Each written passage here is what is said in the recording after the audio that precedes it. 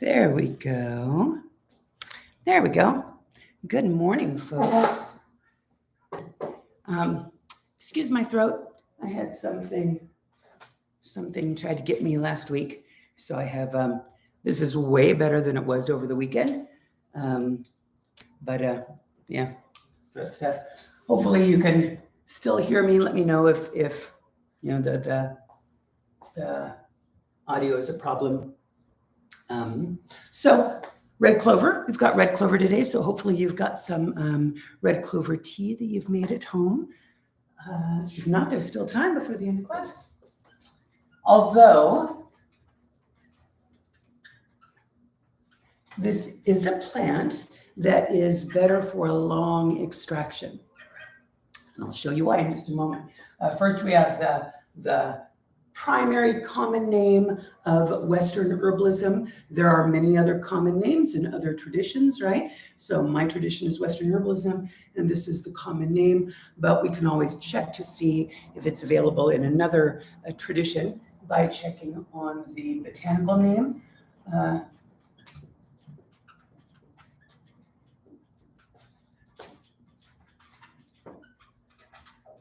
Trifolium hortense.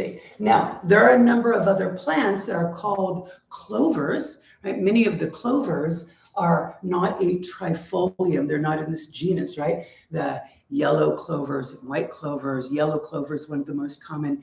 In fact, up to about a month ago, I had some a yellow clover, which is Mellilotus is the genus, and yellow clover, as a weed out in the front. And so I was going to pick some and bring some in, but it's after its season. It's dried out. Hi, Rosa. Good morning.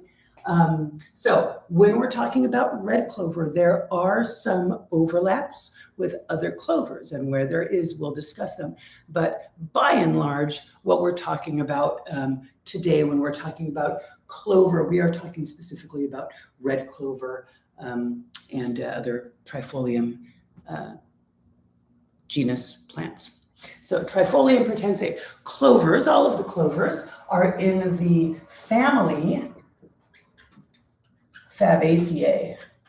Fabaceae, and the older name for that is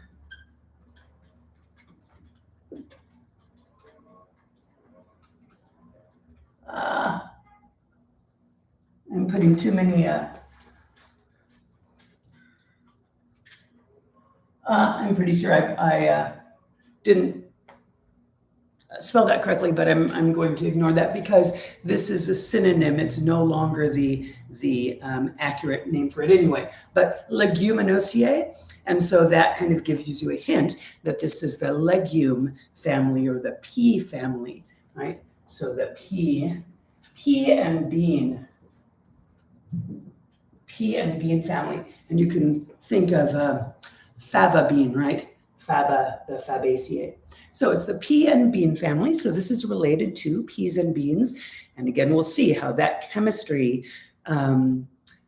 is seen through the whole family. A lot of times we can assume actions and chemistry from some plants if all we know about them is their family name. And this is to a certain extent true for the Fabaceae. And that isn't always true, right? There are some plant families that we can't really say, hey, this is the characteristic of that plant family. So sometimes yes, sometimes no. It's helpful to know anyway as part of the identification for the plant. Mandy, hi, sweetheart. Hello, hello. Do you have some red clover tea with you? So I was saying that the best extraction for this is going to be a long extraction. Now, these are flowers. I brought some little flowers for you. There's a red clover blossom, right? So aptly named. Identification for quality purposes. When you buy red clover, there should be some red clovers. They're very sensitive to oxidation. And so when they are machine harvested, or when they're packed together, when they're shoved together, when they bruise, they oxidize. And so you're going to see them getting brown. It's impossible to not bruise some. So there's always going to be some brown ones, but you want to see kind of a balance. I have seen hand-picked, beautiful quality red clover that was almost all big, fluffy, red blossoms like that. And it's so beautiful to see, but most larger farms are not going to be able to do that for you. Most herb suppliers are not going to be able to source those for you, but you can sometimes find, and they will generally have like a red clover and then hand-picked red clover. How red do you want those blossoms to be? And you're going to increase in price accordingly. What you don't want to buy is you don't want to buy red clover herb. So when you buy clover, there should be clover blossoms. If it's ground together, Angela, hi, sweetheart. Heating water for red clover now, yay! That coffee, kind of new red clover, nice. Let's see, what was I saying?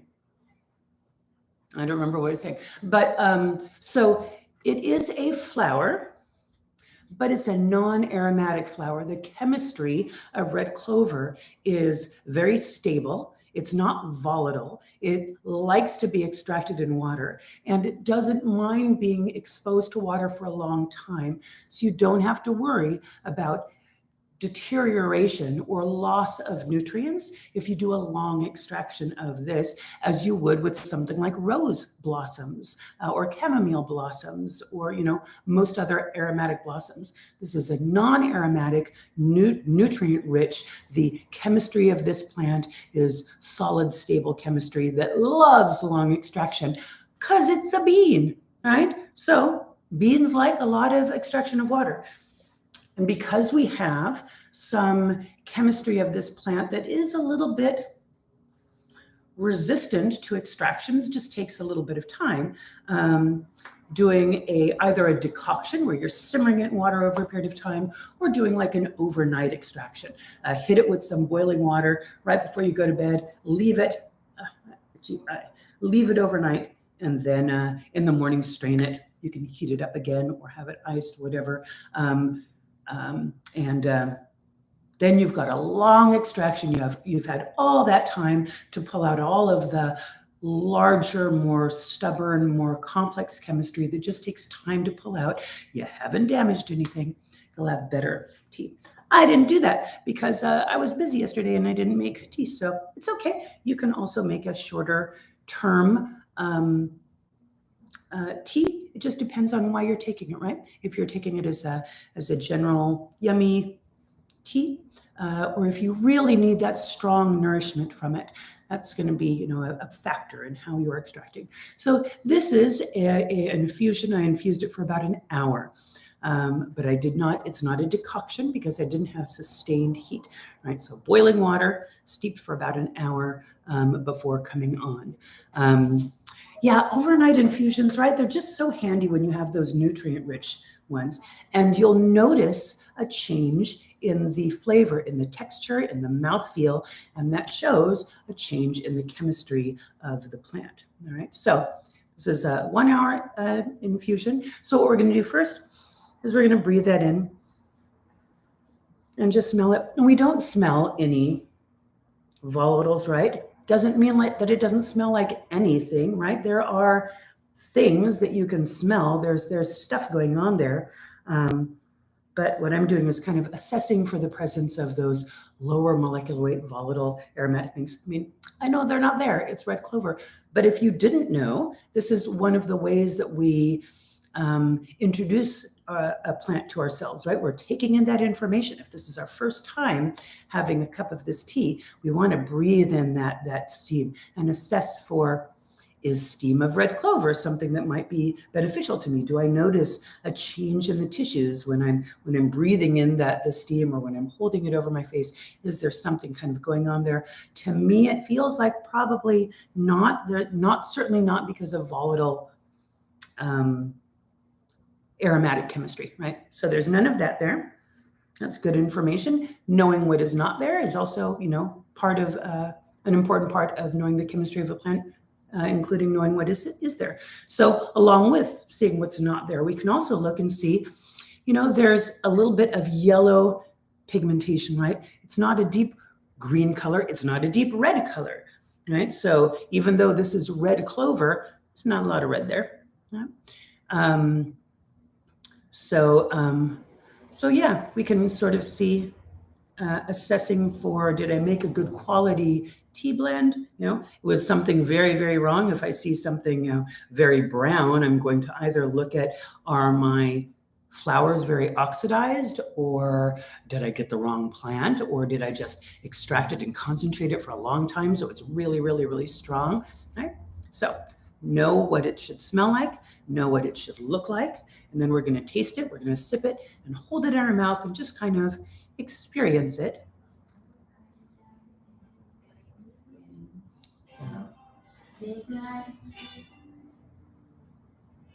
Sometimes if you're lucky, you get someone serenading you as they go by.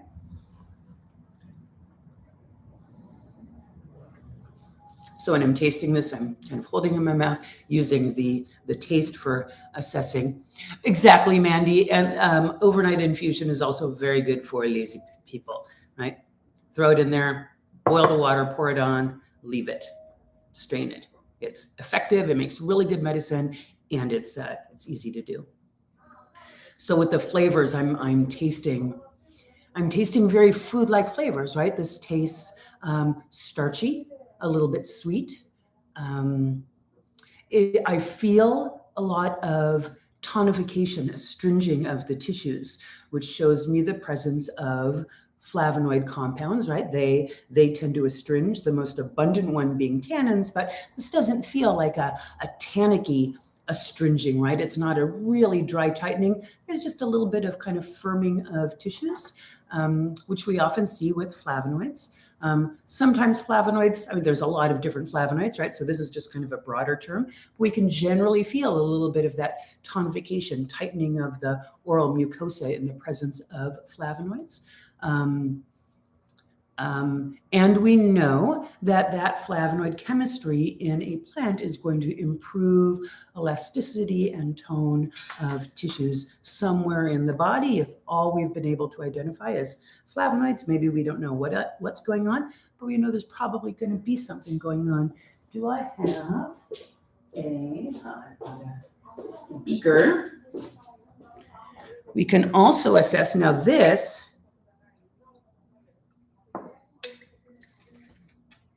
is, if I put the tea in, this we would see a significant difference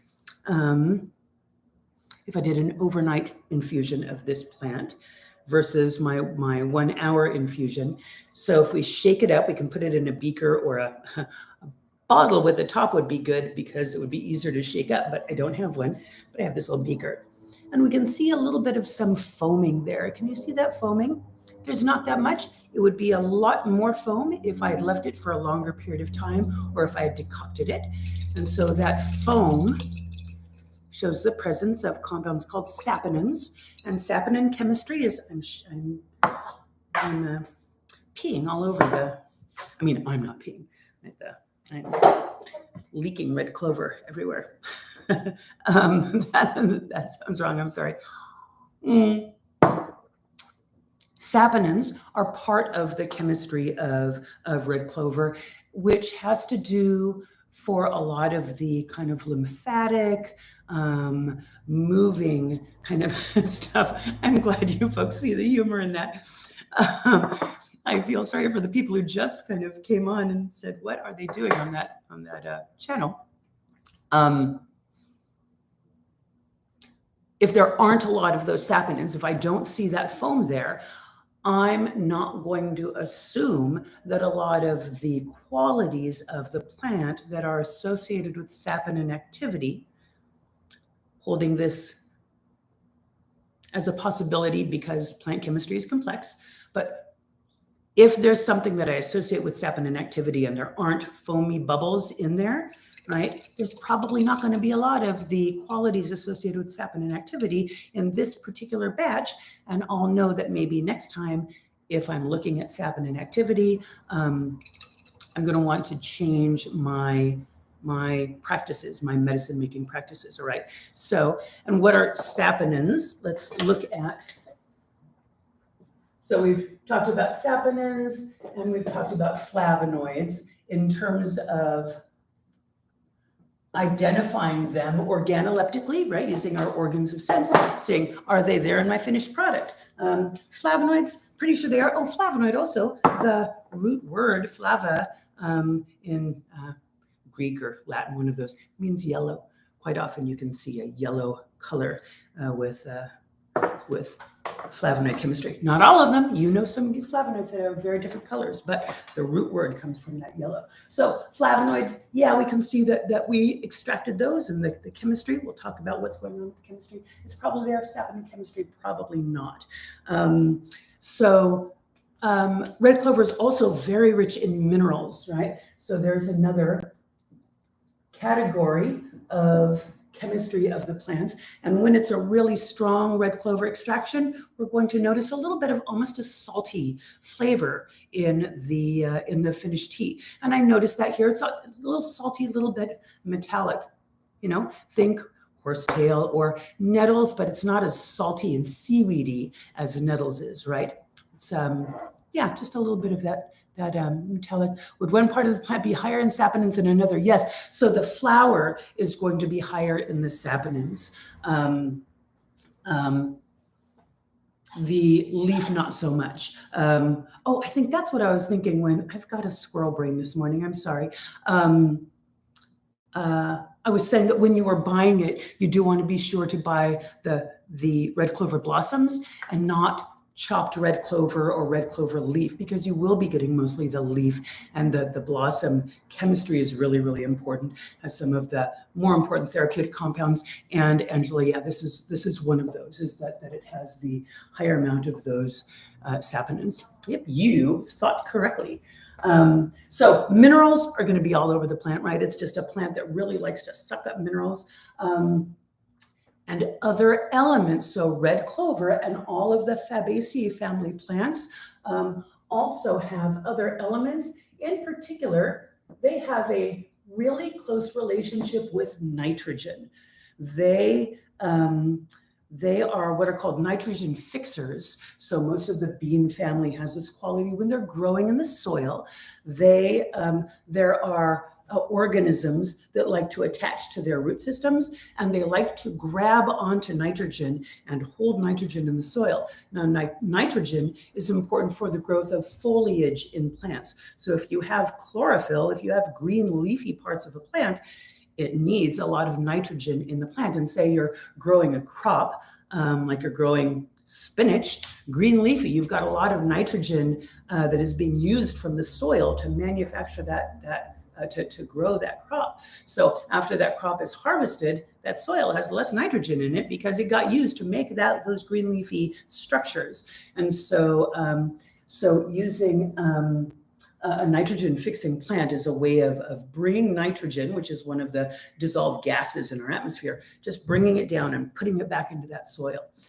So oftentimes we'll grow red clover on land that has grown a crop, and then just dig it into the soil and let it degrade. And all of those wonderful nutrients that it pulled up from the soil, and also all of the nitrogen that it was able to fix, is going to go into the body. Into the soil. Now, our bodies use nitrogen for manufacture of protein. So all proteins in the body require nitrogen. So plants teas aren't a great way of getting proteins. We don't generally use teas for protein, but the plants that have this relationship with nitrogen, that like nitrogen, that tend to hold nitrogen. Nettles is in here too, not because nettles holds nitrogen, but nettles really loves nitrogen. Those plants generally tend to be used for nourishment and strengthening and building of structures in the body, right? We're building structures in the body, we're building structures in the soil, we're using that to build green leafies, right? So that relationship with nitrogen that some plants have, oftentimes you'll see they're used for building structures in our body like they're building plants, right? So this is a plant with that nitrogen relationship. Let's see.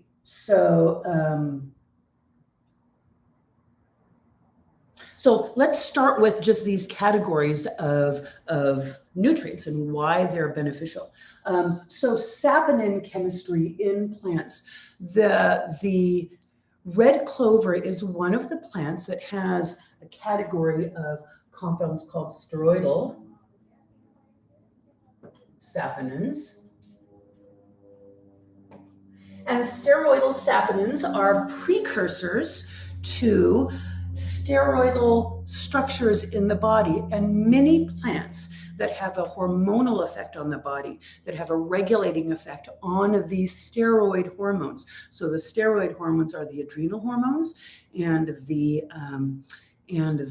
sex hormones, estrogen, progesterone, testosterone.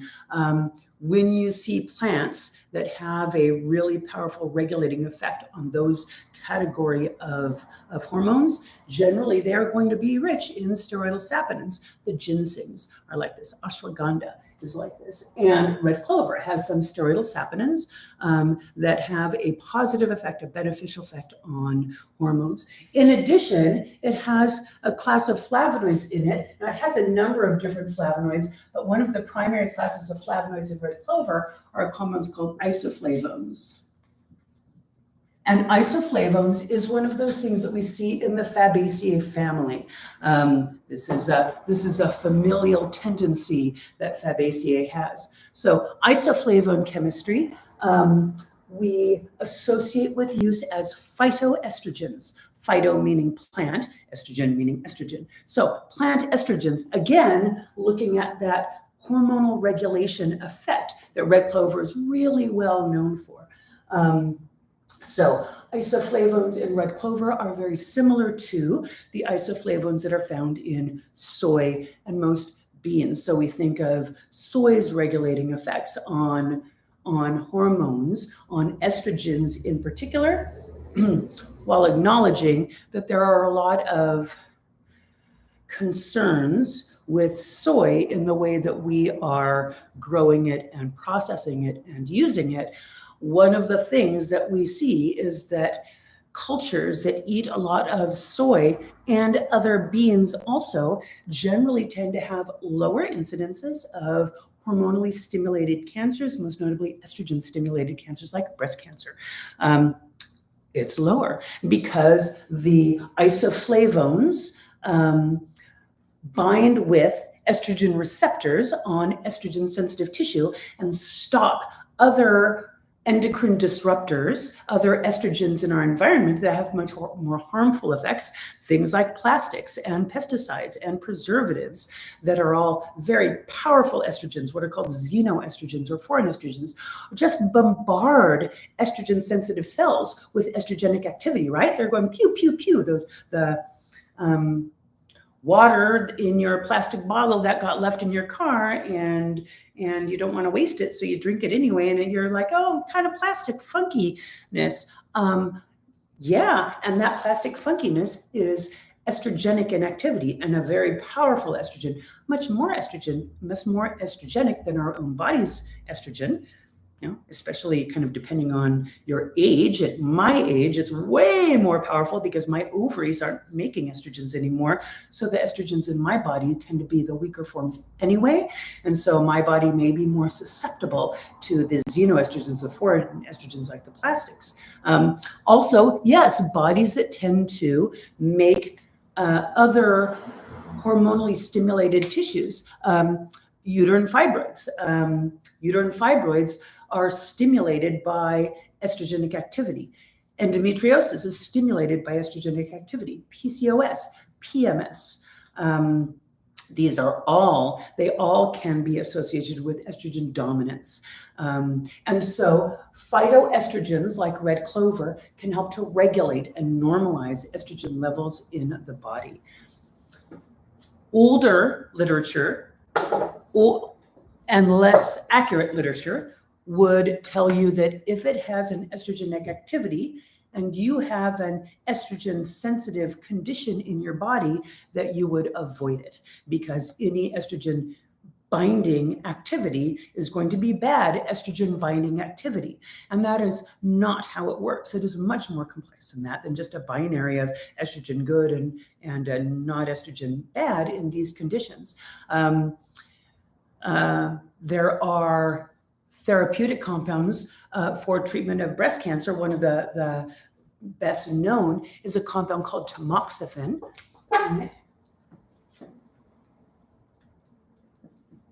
Tamoxifen is a selective estrogen receptor modulator. It's something that Marvin the Martian would say. I always hear that in his voice. So a selective, it's selective. It's not going to be hitting an estrogen receptor in the same way. It's a selective estrogen receptor, right? That's the cell messenger system in our body, the way that cell information is passed through. It's quite often through like a lock and key mechanism of ligands, binding agents, and receptors, right? So estrogen activity in the body is stimulated by estrogen going in and binding with a very specifically structured receptor that responds to estrogen or estrogen-like compounds. So the tamoxifen is a chemical that is able to bind with that receptor and block it so that our own body's estrogen, other estrogenic agents are not able to bind there, and they are the estrogenic effect is dropped in our bodies. But many phytoestrogens work in very much the same way. So our understanding of how estrogen receptors are stimulated is becoming much more nuanced.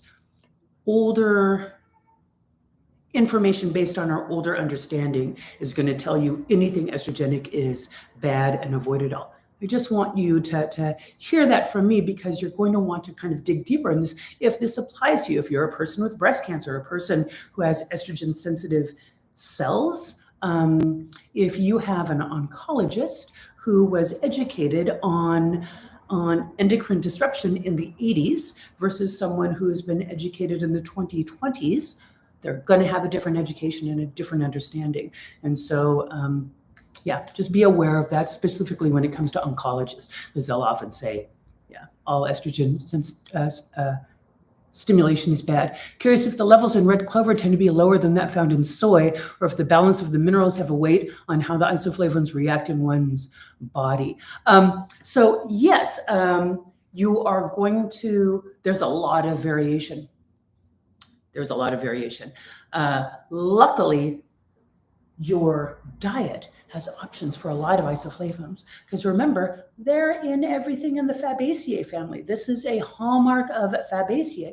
So the key isn't, well, drink this amount of red clover. The key is ingest a lot of Fabaceaes.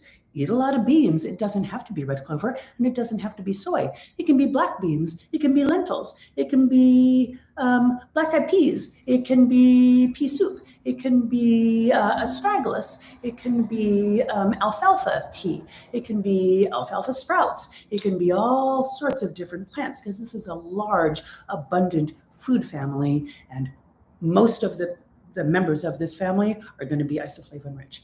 So we're talking about red clover, but definitely take this information and find ways to apply it that can be much more beneficial. So any kind of hormonal imbalance, hormone sensitivity and reactivity generally responds really well to red clover or other members of the Fabaceae family. One cool thing also about the particular isoflavones in red clover is that the particular isoflavone here is called formaminonin. This is the unique isoflavone found in red clover, or one of them. There's also one called Biocan A, which is also found in black cohosh. And black cohosh is a plant that's also used for hormone regulation. But the formaminonin is the specific isoflavone here, or one of the specific isoflavones that is able to bind to those receptors. A cool thing about formonenentin, and it's also used for treatment of menopause. So, sorry, I have like 4 different things that came up in my brain all of a sudden that I wanted to tell you about formonenentin.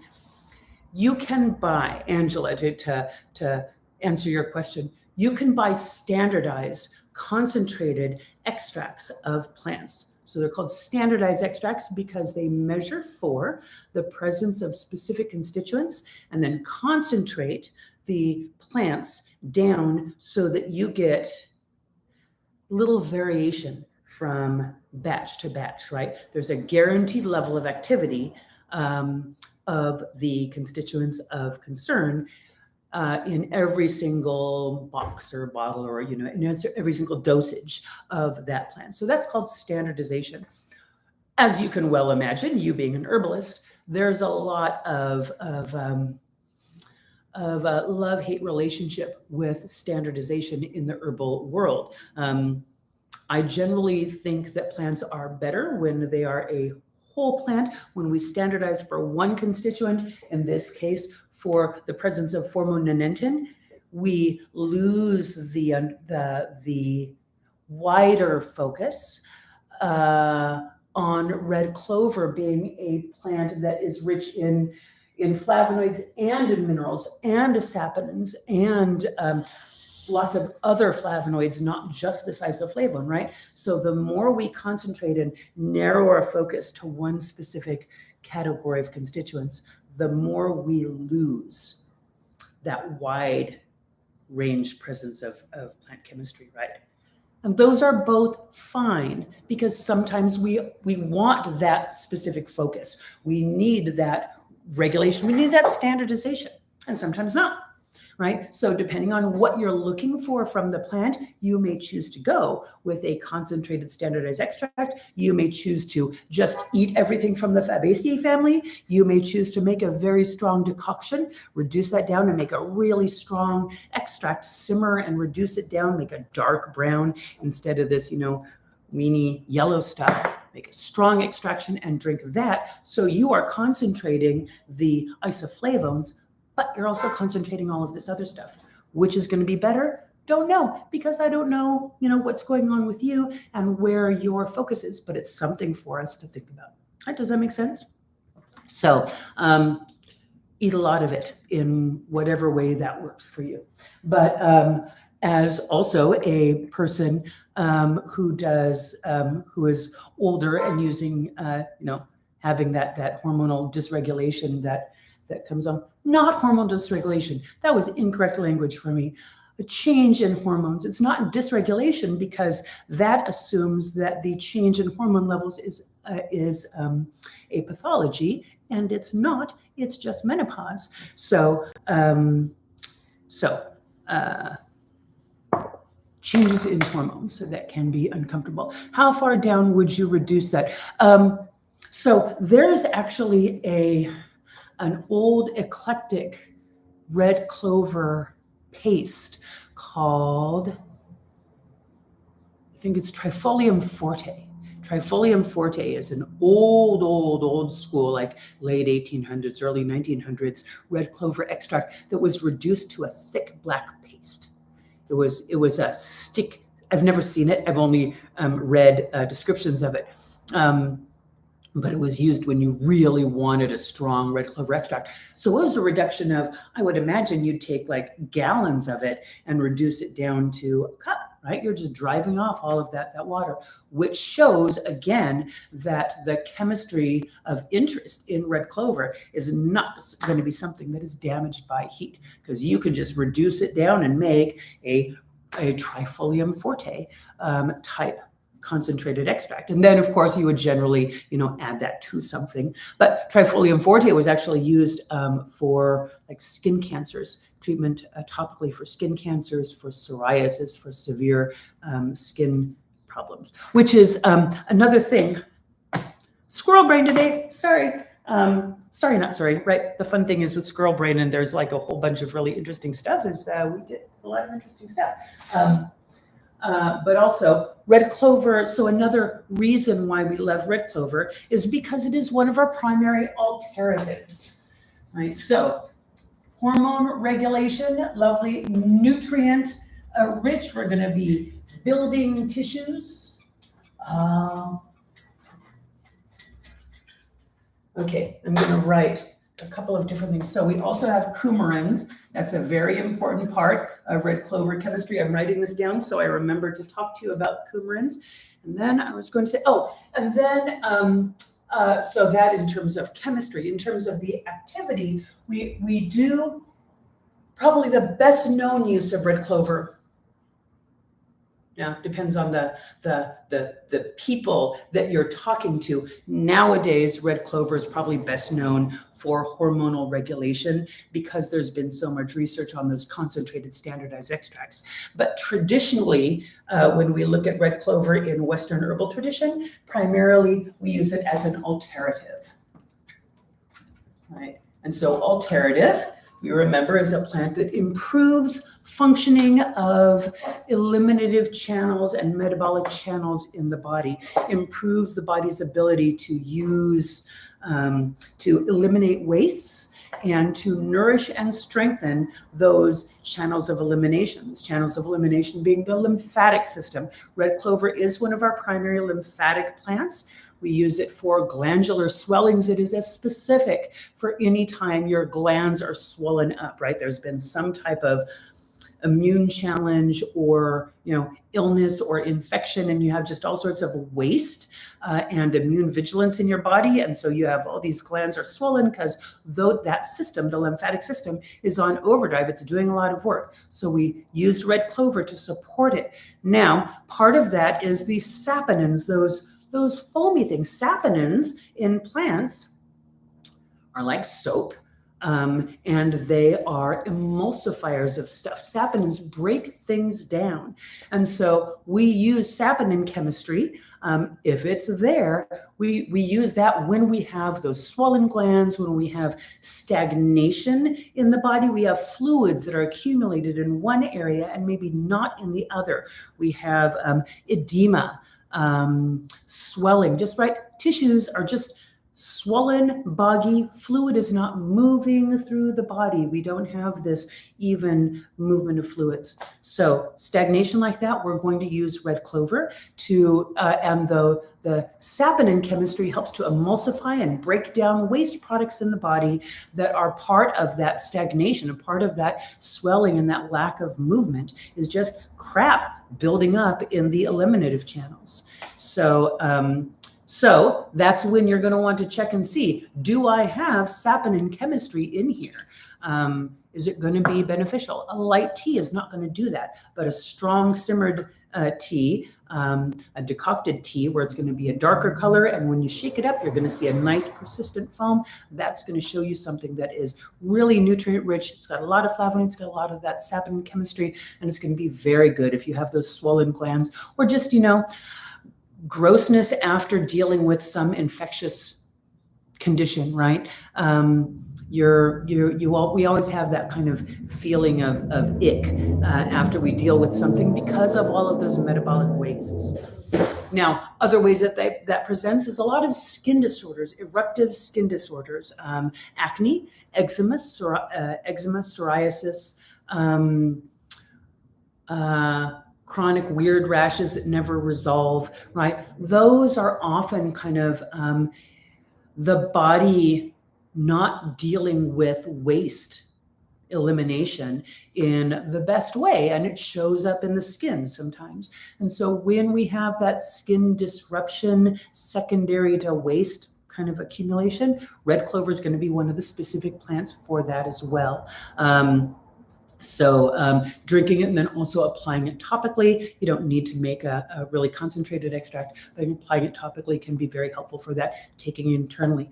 And that strengthening of tissues, right? So now we can see specifically for skin, eruptive skin disorders, chronic, long-standing, the skin is not a good barrier, and the fluids in the body are not staying in their channels, right? Everything is just kind of bleh. the ability of red clover to get rid of waste products, to strengthen tissues, to improve elasticity, to nourish and build those tissues, right? You have that complex chemistry of the plant that's all kind of coming together now and making a plant that is specific for this type of challenge in the body. So that complex chemistry comes into play. We really would want a whole plant extract for that type of thing. So any kind of lymphatic stuff, any kind of skin stuff, we're generally going to want red clover. It's also really lovely for lungs. So lung gunk, it's a very good mild expectorant. So it's nice when you have, again, that bogginess and abundance of just kind of fluid and crap in the lungs. You want to get rid of it. Red clovers are really nice, gentle, but very effective alternative for the lungs, in the same way that it's an alternative for the interstitial fluids of the body and the lymph of the body.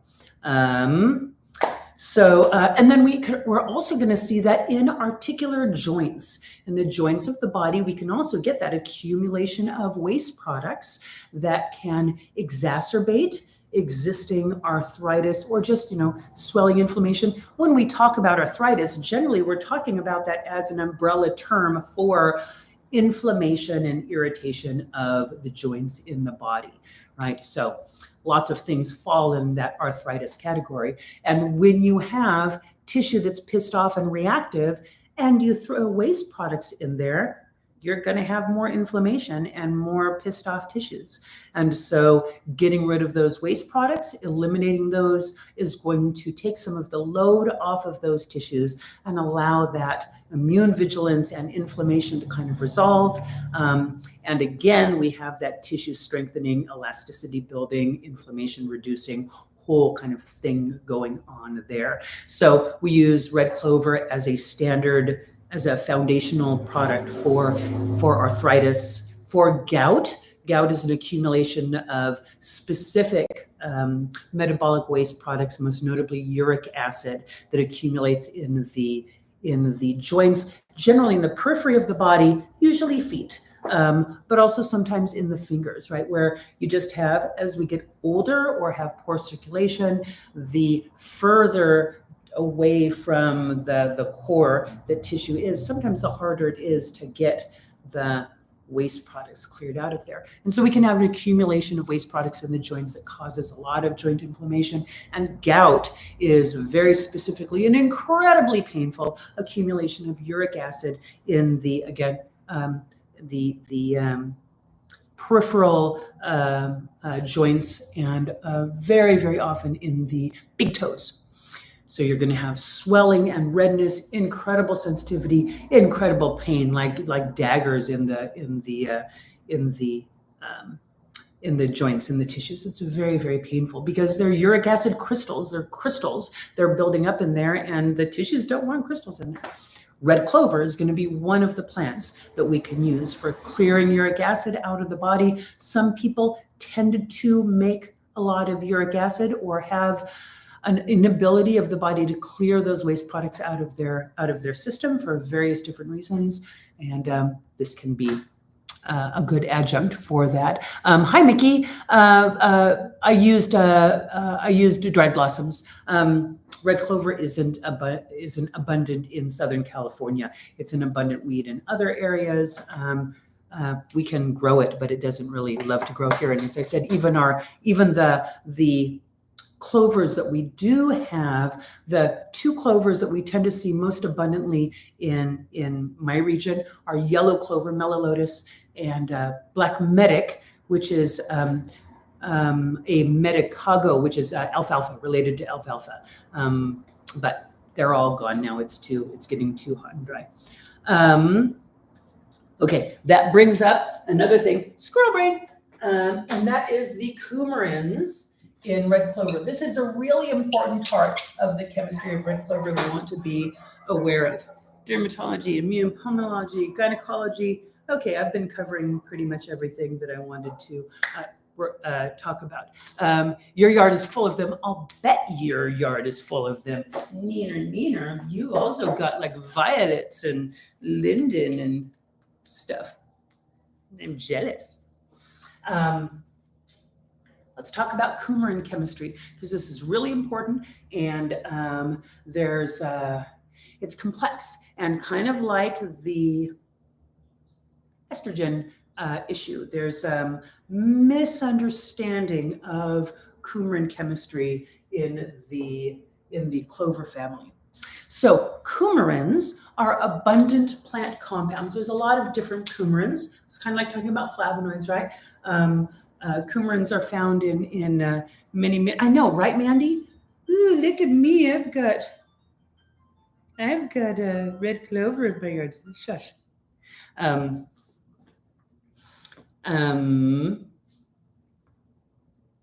Coumarins. So coumarins are in a lot of different plants. Generally, coumarins are very effective for stabilizing tissues and strengthening tissues. Again, here we are with red clover as a tissue strengthener and stabilizer. Oh, very cute dog coming by. Oh, wire-haired, big, cutie. We generally use coumarins for circulatory problems, right? So when we have varicose veins, spider veins, hemorrhoids, edema, right? We have fluid that is going down and accumulating in an area, interstitial fluids, lymphatic fluids, blood, and not able to kind of go back up again. Only 3-month growth season. Yeah, okay, there's that. But what a growth season. One of our farms is in New Jersey. And they have a very short growth season, but they're like, hey, we just put up greenhouses and we extend our seasons. They grow amazing herbs. I love their herbs, but yeah, that short growth season just makes you enjoy it even more. All right, so coumarins strengthen tissues. Horse chestnut, butcher's broom, yarrow, and red clover are some examples of coumarin-containing plants that strengthen tissues. Now, when coumarin is fermented, when it breaks down, it can convert into a compound called dicoumarol. Dicoumarols. So dicoumarols are very strong blood thinners. Now, many people will say coumarins are blood thinners, and they're not. They have very little blood thinning effect in the body, as long as they are stable coumarins. It is when they convert into dicoumarols that they have a strong blood thinning effect. And this is something that we've seen in animal husbandry. Animals who have eaten clover or hay, alfalfa again, a Fabaceae family plant with a lot of coumarins in it. When alfalfa is in the flakes, right, and it gets wet and it molds, that mold causes this conversion to happen. And if you have an animal that eats a high amount of moldy alfalfa, they have a very strong blood thinning effect. And we see miscarriage, we see bleeding problems, we see problems in animals because all of a sudden they have this high amount of blood thinner compounds. Now, coumarins sounds very similar to coumadin, which is a chemical which is used as a blood thinner, which is chemically related to dicoumarols, right? So these are similar. These are not similar. The reason I'm saying that is that you will quite often see people who will say, oh, don't take red clover if you're on blood thinners because it's a very strong blood thinner. Don't drink red clover if you're pregnant because it'll cause miscarriage. No, it will not unless it is fermented. So looking at the quality of your product is definitely going to be a thing. Checking to see that your red clover is mostly red, because if it's mostly red, it hasn't been broken down, it hasn't been oxidized, and there's probably not going to be this great conversion that has happened. And again, a little bit of brown is always going to be there unless they're hand-picked, so it's not that much of a problem. If you're pregnant, in an abundance of caution, that would be maybe something that you'd want to look at. And it also shows that we do not want to use red clover for any kind of fermentation. You folks who make juns and kombuchas and things like that, no red clover kombucha. In fact, I wouldn't even, if there was someone who had concerns with blood thinners, I wouldn't use red clover in even in a vinegar extraction, where it would be great for some other people. If blood thinning is a concern, then maybe sticking with water extracts would be the best bet. But this is a common misunderstanding, and so I always like to talk about it to get that record straight. Coumarins strengthen blood vessels, they improve the lymphatic clearance of waste products, they stabilize tissues. So red clover in vinegar. So we like vinegar extracts. That's Abhijita. That's a great hi, and that's a great question. We like red clover as a solvent for medicine making when we're looking at those minerals, right? So red clover is great as a great source of a wide range of minerals. That's part of its nourishing quality.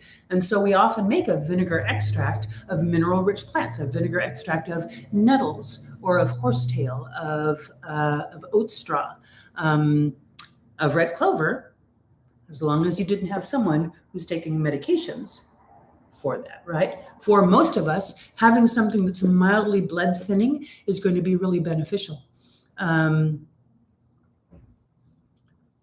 If you have bleeding disorders, you're taking medications, it's not. But for most of us, getting that little bit of blood thinning is going to be really, really helpful. That's why you would use clover in a vinegar extraction. There was something else that I was going, oh, yes. I had actually wanted to talk about this for going back to the formononentin part of the equation. The formononentin is the specific isoflavone. Remember all these words in red clover. And we talked a little bit about menopause and PMS and uterine fibroids, endometriosis as hormone imbalance conditions where red clover is beneficial. Two other hormone imbalance conditions, other hormone imbalance conditions have to do with elevated levels of androgens. So we have elevated levels of estrogens. We also have elevated levels of androgens. So estrogens are the hormones that have an estrogenic activity, right? There's no hormone called estrogen. There's estradiol and estriol and estrones. There's no hormone called androgen. There's testosterone and DHEA and pregnenolone, various different, and DHT.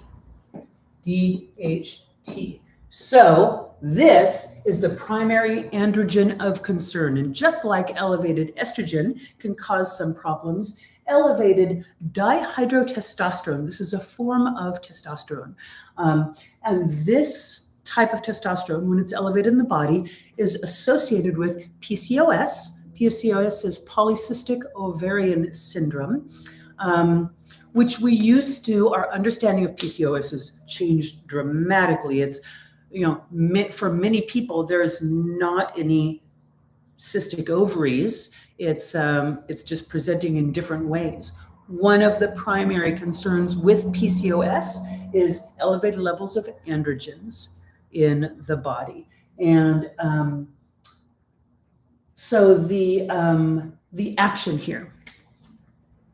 well, no, I'm not going to talk about that because that's not the important part. But elevated levels of DHT cause, in PCOS, in bodies with PCOS, it can cause hair loss on the scalp because DHT reduces the number of hair follicles per inch. It causes apoptosis, programmed cell death of follicular tissue. So it actually shuts down hair follicles. You get fewer numbers of follicles per square inch of skin on the scalp. It just reduces. You have fewer of them because DHT causes damage to those structures. So use of DHT blockers can be very helpful. And one of the primary DHT blockers is formononentin from red clover. And it's shown to have a topical effect. So if you have someone with hair loss associated with elevated androgens, so people with PCOS, also people with male pattern baldness, right? That kind of that specific hair loss that goes alongside here. Male bodies that have higher levels of DHT can have prostate enlargement, and hair loss is one of the issues there. So formononentin, red clover can be taken as a tea internally, but also there's some really cool studies that show that formononentin applied topically to the scalp can reverse the damage to the follicles that DHT causes, which is really cool. So if you are making products for hair loss in people who are dealing with hair loss, now there's a lot of different reasons for hair loss, and red clover has a specific action on hair loss having to do with this specific pathway. It can be very helpful. So that is a cool little bit of research that has come out recently for that.